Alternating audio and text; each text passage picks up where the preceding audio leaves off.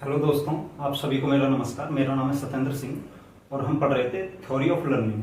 तो अभी तक हमने 5 मनोवैज्ञानिकों के बारे में पढ़ा था। सबसे पहले फ्राइड जी के बारे में उन्होंने हमको दिया था मनोलैंगिक और मनोविश्लेषणात्मक 2 सिद्धांत उन्होंने दिए थे।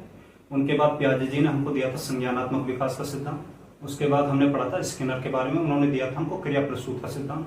और उसके बाद हमने पढ़ा था थॉर्नडाइक जी का, वो प्रथम शैक्षिक मनोवैज्ञानिक थे, पशु मनोवैज्ञानिक थे।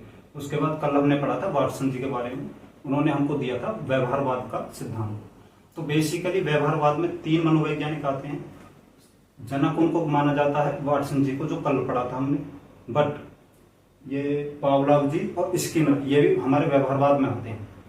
अब अगर एज वाइज देखा जाए तो ये सबसे बड़े थे तीनों में, ठीक है। तो आज इनकी थ्योरी पढ़ेंगे। इन्होंने कॉन्सेप्ट दिया, जो इन्होंने भी अवलोकन और मापन का ही सिद्धांत दिया था, जो कि हमारे व्यवहारवाद में है। हमने जाना था बहिर्दर्शन विधि के बारे में, किसी व्यक्ति का अवलोकन और मापन करके उसके व्यवहार को जानना ही व्यवहारवाद है। तो इन्होंने भी अवलोकन और मापन का मेथड इन्होंने ही दिया था और उसको ही विस्तृत रूप दिया था वाटसन जी ने, और व्यवहारवाद के जनक बन गए थे वो। तो इन्होंने क्या कॉन्सेप्ट दिया था? इनका कॉन्सेप्ट था क्लासिकल कंडीशनिंग। जो अनुबंधन का सिद्धांत दिया था वो इन्होंने दिया था। पिछले वीडियो में हमने पढ़ा था स्किनर और थॉर्नडाइक के बारे में। तो एसआर थ्योरी और आरएस थ्योरी आपको याद हो तो उसमें हमने जाना था कि स्टिमुलस और रिस्पॉन्स 2 चीज थी हमारे पास। अगर अनुक्रिया अपने उद्दीपक को प्राप्त करना सीख लेता है वही अनुबंधन है, और यही थ्योरी है इनकी पावलोव जी की। बस यही पढ़ना है इनको। तो कॉन्सेप्ट क्लियर हो गया, कोई बड़ी बात नहीं है, 2 मिनट का काम है। तो आइए जानते हैं आज इनके बारे में। तो इनका टाइम पीरियड जो रहा 26 सितंबर 1849 से लेकर 27 फरवरी 1936 तक रहा। कंट्री इनकी रशिया है, और इनकी स्पेशलिटी किस चीज में इनका महारत हासिल थी वो जानते हैं।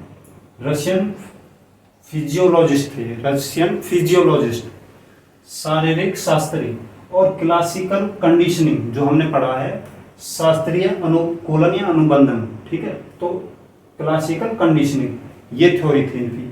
और बिहेवियर मॉडिफिकेशन, बिहेवियर में भी जब व्यवहारवाद में आते तो व्यवहारवाद में भी आएंगे। तो व्यवहारवाद का मॉडिफिकेशन कैसे किया उसका भी सिद्धांत इनके नाम पे है, बट इनको जाना जाता है क्लासिकल कंडीशनिंग। तो आप क्लासिकल कंडीशनिंग याद रखेंगे। अगर व्यवहारवाद में उनको ना दिया जाए, ये आ जाए, तो इन पे टिक लगाना है आपको। तो 20वीं सदी के 24वें सबसे प्रतिभाशाली मनोवैज्ञानिक थे। आपको मैंने पहले वीडियो में बताया था 2002 में जो सर्वे हुआ था उसमें जो थॉर्नडाइक जी को 9वां स्थान मिला था, उसी लिस्ट में इनको 24वां स्थान मिला था। 1904 में इनको फिजियोलॉजी और मेडिसिन में नोबेल पुरस्कार मिला था, 1904 में। ये भी पूछा जाता है, ये आप याद रखेंगे। इनको ही अनुबंधन का जनक कहते हैं। अनुबंधन का जो जनक है उनको ही कहा जाता है। इन्होंने इस चीज की शुरुआत करी थी। बाद में एसआर थ्योरी, आरएस थ्योरी, उन पे काम किया था स्किनर ने और थॉर्नडाइक जी ने। तो अनुबंधन के जो जनक थे वो थे हमारे पावलोव जी। तो इनके सिद्धांत के ये नाम है, आपको याद रखने पड़ेंगे, आते हैं पेपरों में। किस नाम से आ जाए आप कंफ्यूज ना हो, मैंने सारे नाम लिख दिए हैं जो भी पेपरों में पूछे गए हैं। शास्त्रीय अनुबंधन, क्लासिकल कंडीशन, ये तो आपको पता चल गया। दूसरा अनुबंधन का सिद्धांत, ठीक है। अनुकूलन का सिद्धांत, क्लासिकल थ्योरी, ये सारे एक ही नाम है। अधिगम का प्राचीन सिद्धांत है ये, अधिगम का सबसे प्राचीन सिद्धांत यही है। और अधिगम का परंपरागत सिद्धांत भी यही है। उसके बाद चिर प्रतिष्ठित सिद्धांत, इसको पावलोवियन कंडीशनिंग भी बोलते हैं। पावलोवियन कंडीशनिंग, चिर प्रतिष्ठित सिद्धांत, इसके बारे में बात करेंगे बाद में। 1897 में उन्होंने the work of the digestive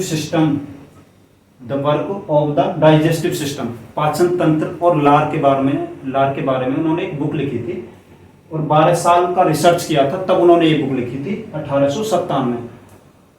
ये बुक का नाम था the work of the digestive system. हमारे पाचन तंत्र के ऊपर उन्होंने किताब लिखी थी, और एक कुत्ते की लार के ऊपर इन्होंने किताब लिखी थी।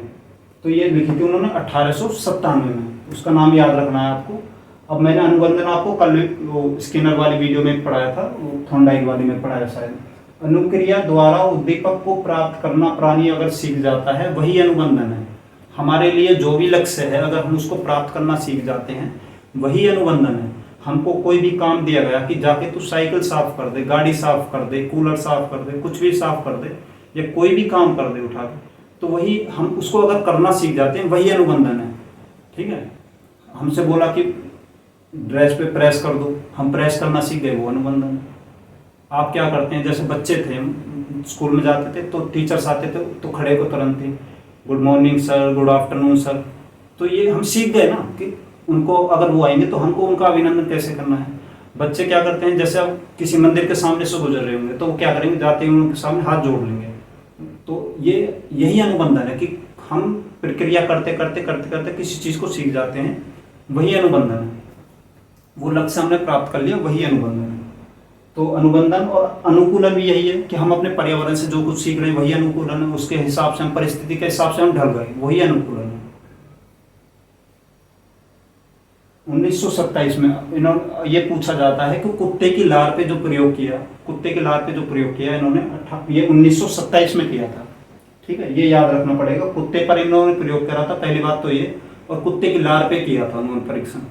तो उसका जो सन था 1927, इस सन में उन्होंने इस पर काम किया था। तो अब जानते हैं क्या थ्योरी है, बहुत कॉन्सेप्ट क्लियर करेंगे, बिल्कुल सिंपल थ्योरी है, 5 मिनट का काम है, अगर आप देखेंगे तो कोई बड़ी बात नहीं है। आर से आपने जाना रिस्पॉन्स, अनिक्रिया जो करता है वो हमारा कुत्ता है। इसमें स्टिमुलस उद्दीपक होता है, जो खाना होता है, जो हमको लक्ष्य चाहिए, खाना नहीं वो कुछ भी हो सकता है, ड्रेस हो गई, कोई भी इनाम की राशि हो गई, तो हमारा जो लक्ष्य हो गया वो हमारा उद्दीपक है, स्टिमुलस है। कंडीशन स्वाभाविक, अनकंडीशन अस्वाभाविक। ठीक है, ये अब यही थोड़े फॉर्मूला आपको याद रखने पड़ेंगे, कंडीशन अनकंडीशन। यूसीआर को हमने बोला है अनकंडीशन रिस्पॉन्स, और एस लग गया तो स्टिमुलस हो गया अनकंडीशनल, और यूआर में कंडीशन रिस्पॉन्स हो गया, और यूएस में कंडीशन स्टिमुलस।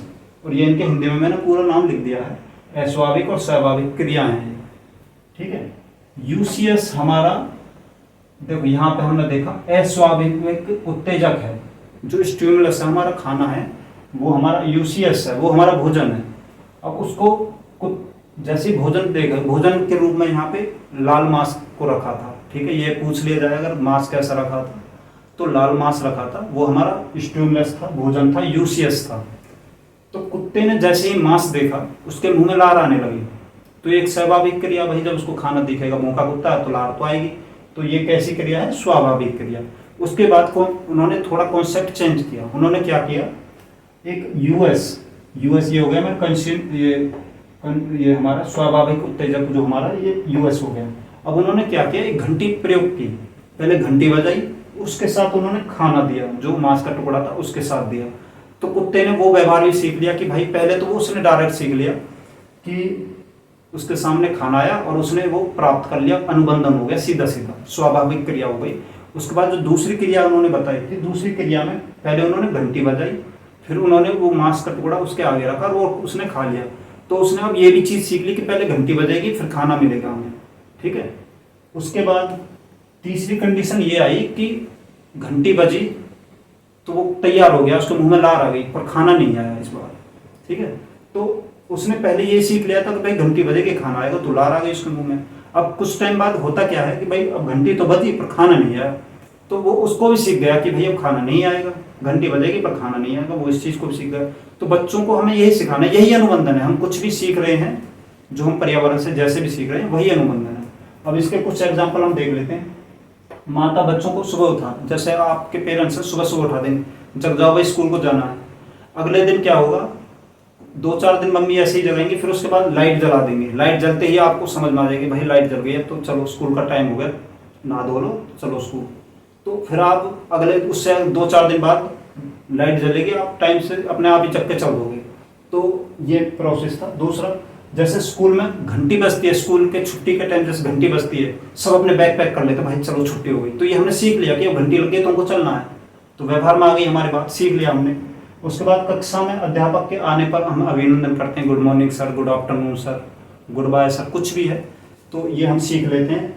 मंदिर के सामने से गुजरने पर हाथ जोड़ने लगते हैं। क्लास में जैसे हमने ABCD या ANR कुछ भी सीखा, वो भी हमारे अनुबंधन में आ जाता है। मतलब जो भी हम सीख रहे हैं, जो ज्ञान हम ले रहे हैं, जो हम लक्ष्य प्राप्त कर रहे हैं, वही हमारा अनुबंधन है। यही थ्योरी थी, बस इसका इतना ही कॉन्सेप्ट था, इसको याद रखना है।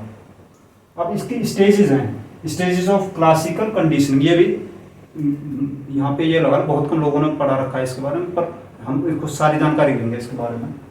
पहला है उद्दीपक सामान्यकरण, स्टिमुलस जनरलाइजेशन। अगर एक समान घंटियां बजती हैं, एक समान घंटियां बजती हैं तो कुत्ते को ये लगेगा भाई साहब कि मेरे खाने वाली घंटी बज रही है। एक समान अगर वो नहीं बज रही हो, कोई और भी बज रही होंगी, तो उसको लगेगा कि मेरी खाने वाली घंटी बज रही है। ठीक है, ये हो गया सामान्य क्रम वाला, जो स्टिमुलस जो फर्स्ट वाला है। दूसरा है विलोपन, एक्सटिंक्शन, मतलब जो हमको यूएस हमारा क्या है, घंटी, घंटी के बाद खाना ना मिलने पर लार आना बंद हो जाएगा। ठीक है, विलोपन कौन सी विधि है कि हमारे पास अगर घंटी बजा दी और खाना नहीं मिला तो ऑटोमेटिक उस टाइम बाद हमारी लार आनी बंद हो जाएगी। और तीसरा हमारा विभेद, डिस्क्रिमिनेशन, अंतर करना, किस घंटी के बाद खाना मिलेगा या नहीं मिलेगा। हम जब ये समझ जाएंगे कि भाई इस घंटी के बाद तो खाना मिलेगा, अगर और दूसरी घंटी है तो ये खाने वाली नहीं है, तो किसी और चीज़ की घंटी है, तो इस चीज़ में अगर अंतर करने लगते हैं तो उसे हम विभेद बोलते हैं। तो ये थ्योरी थी अनुबंधन का सिद्धांत, क्लासिकल थ्योरी, ये थी हमारी पावलोव जी की। इतना ही कॉन्सेप्ट था इनका। Thank you.